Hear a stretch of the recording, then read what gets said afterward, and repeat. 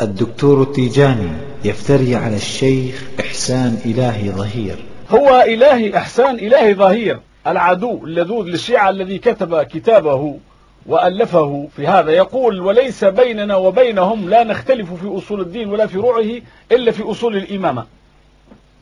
هذا كلامه. نعم. إحسان إلهي ظهير المتعصب ضد الشيعة يقول حرفيا: ولا نختلف معهم لا في التوحيد ولا في النبوة ولا إلا في الإمامة. وهذا الحقيقة في الواقع، ما اختلفنا إلا في الإمامة. وأصول الدين عند الشيعة معروفة وفروعها معروفة، فكيف الآن يحب يلصق ب19 الدين فالسنة هذا؟